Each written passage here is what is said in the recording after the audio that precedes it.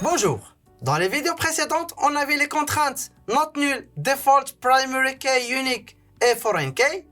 Mais la question qui se pose, c'est comment valider des valeurs en utilisant des expressions booléennes telles que dans les langages de programmation. C'est l'objectif de la présente vidéo. Pour valider les données en utilisant des expressions, donc on va utiliser la contrainte check. Donc la syntaxe est simple. Donc on peut utiliser la contrainte devant le nom de la colonne. Par exemple, cette colonne-là, devant cette colonne, donc on va spécifier le type, ainsi la contrainte check, entre parenthèses, l'expression de validation. Ou bien, on peut déclarer la contrainte check à la fin de la déclaration de la table, ou bien la dernière ligne de la déclaration. Donc, il faut déclarer ici les colonnes. À la fin, on va mettre check, entre parenthèses, expression. Alors, pour les expressions, donc on peut utiliser les opérateurs de comparaison tels que dans les langages de programmation. Ainsi, on peut utiliser les opérateurs de comparaison de la clause where. Alors, les opérateurs de comparaison sont les suivantes. Donc, on peut utiliser un des OR pour combiner une ou plusieurs conditions. On peut utiliser l'opérateur between pour dire que une colonne ou bien les valeurs entre un intervalle, par exemple A et B. Dans ce cas-là, on va utiliser between A and B. Donc, pour dire que les valeurs stockées dans une colonne appartiennent à l'intervalle AB.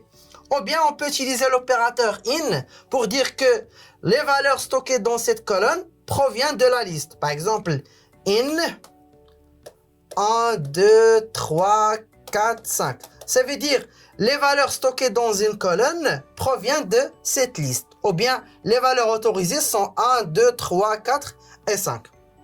On peut utiliser l'opérateur like, donc pour faire une comparaison au niveau des chaînes de caractères. Donc, on va voir l'opérateur like en détail dans les prochaines vidéos. Et ainsi, l'opérateur is null. Donc, is null pour vérifier est-ce qu'une colonne est nulle ou pas. Alors, une expression renvoie soit la valeur true, soit la valeur false, ou bien la valeur unknown. Exemple. Alors, prenons la table employée. Donc, on va voir un exemple 1, un exemple 2. Donc, l'exemple 1, en utilisant la déclaration ou bien la contrainte check devant la colonne. Et deuxième exemple, c'est la déclaration de la contrainte check à la fin de la définition de la table. Donc, pour l'exemple 1, donc on a une contrainte au niveau de l'âge et aussi au niveau de salaire. Donc ici, l'âge, integer, check, A supérieur ou égal à 18. Ça veut dire que les valeurs autorisées dans l'âge est supérieure à 18. Donc si l'utilisateur a spécifié une valeur, par exemple 17, une erreur est générée puisque 17 n'est pas autorisé. La même chose pour le salaire. Donc le salaire, c'est entre 5 000 et 13 000 par exemple. Donc si l'utilisateur a spécifié un salaire qui est inférieur à 5 000 ou bien supérieur à 13 000, une erreur est générée. Donc pour éviter ça, donc on va utiliser la contrainte check. Donc la vérification est effectuée de manière automatique. Ou bien on peut déclarer les deux contraintes à la fin en combinant les deux conditions. Donc la combinaison en utilisant l'opérateur logique AND. Donc la syntaxe est simple, check entre parenthèses, âge supérieur ou égal à 18 et, ça veut dire AND, salaire between 5 000 et 13 000. Donc on a combiné les deux conditions dans une seule contrainte, check. Mais ces deux conditions sont déclarées à la fin de la définition de la table. Une expression est évaluée comme true, false et unknown. Par contre, les valeurs nulles sont évaluées par unknown.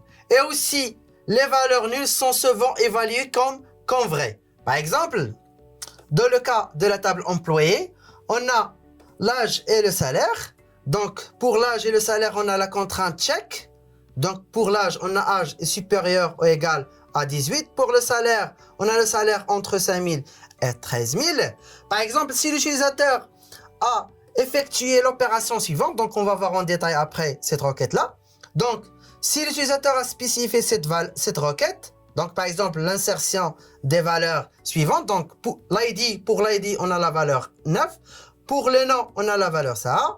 Pour l'âge, on a la valeur nulle. Et pour le salaire, on a la valeur 9000. Alors la valeur insérée dans la colonne A, c'est la valeur nulle. Et on sait que dans la colonne nulle, ou bien dans la colonne âge, on a la contrainte âge supérieur ou égal à 18. Même si on a spécifié la valeur nulle, cette opération ne génère aucune erreur puisque nul, c'est une valeur vraie.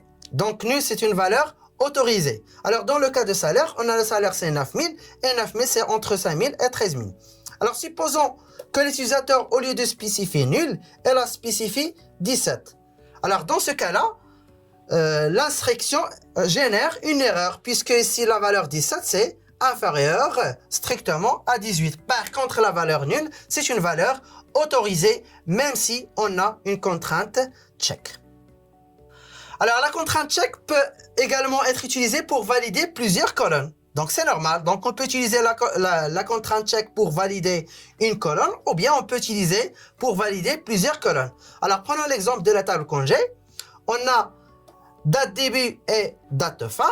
Donc on peut spécifier que la date début doit être inférieure à la date de fin. Dans ce cas-là, donc on va utiliser la contrainte check, date début inférieure strictement à la date de fin. Donc si l'utilisateur a inséré une valeur de date de fin qui est inférieure ou bien égale à date début, donc une erreur est générée. Ici, on a effectué une opération de vérification sur deux colonnes. Prenons un exemple. L'utilisateur a spécifié la valeur 1 pour l'ID de congé. Date début, c'est le 1/6/2022. Et la date de fin, c'est 1/6/2022.